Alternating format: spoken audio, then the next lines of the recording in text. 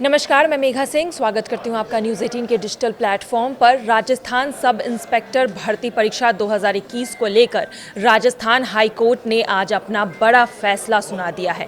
High court ने इस मामले में लंबी सुनवाई के बाद भर्ती परीक्षा को आखिरकार रद्द कर दिया है। यह परीक्षा लंबे समय से विवादों में बनी हुई थी। इस परीक्षा का पेपर लीक होने के मामले की जांच हो रही थी। स्पेशल इन्वेस्टिगेशन टीम यानी कि SIT इस पूरे मामले की जांच कर रही थी। इस SIT की लीडिंग जांच एजेंसी SOG इस मामले में अब तक 50 से ज़्यादा ट्रेनी थानेदारों को गिरफ्तार भी कर चुकी है। इनमें से अधिकांश को पुलिस सेवा से बर्खास्त कर दिया जा चुका है। SI पेपर लीक को लेकर जो केस चल रहा था उसमें अब तक दर्जनों अन्य आरोपियों को गिरफ्तार किया जा चुका है। वहीं अगर परीक्षा में चयनित थानेदारों को ट्रेनिंग के बाद फील्ड पोस्टिंग भी मिल चुकी थी। परीक्षा में फर्जीवाड़े का खुलासा होने के बाद से ही इस पर संकट के बादल मंडराए रहे थे। यह परीक्षा जिस तरह से हुई थी उसके बाद इसको लेकर कई सारे सवाल खड़े हो रहे थे। इस परीक्षा में कुल मिलाकर 859 पदों के लिए ये परीक्षा हुई थी। सरकार और चयनित अभ्यर्थियों ने भर्ती रद्द कराने का विरोध करते हुए ये तर्क दिया था कि गड़बड़ी सिर्फ 68 अभ्यर्थियों तक ही सीमित है।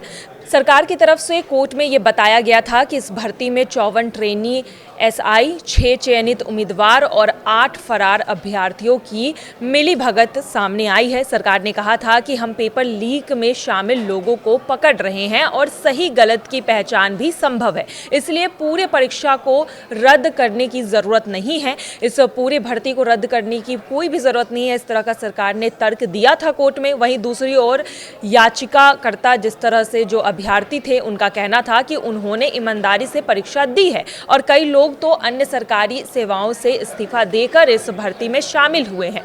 यदि पूरी प्रक्रिया को रद्द किया जाता है तो उम्मीदवार कई सारे जो ईमानदारी से परीक्षा दे रहे थे और साथ ही कई अन्य लोग उनके साथ कहीं ना कहीं गलत होगा। अभ्यर्थियों ने यह भी बताया था कि मामले की जांच SOG कर रही है जो दोषियों पर कार्रवाई कर रही है। हालांकि कोर्ट ने सभी पक्षों की दलीलों को सुनने के बाद यह निर्णय लिया कि संपूर्ण भर्ती परीक्षा को ही भ्रष्टाचार से प्रभावित रही है और इस वजह से उसे रद्द करना ही ठीक समझा गया और यही वजह है कि आज कोर्ट ने ये बड़ा फैसला लिया है।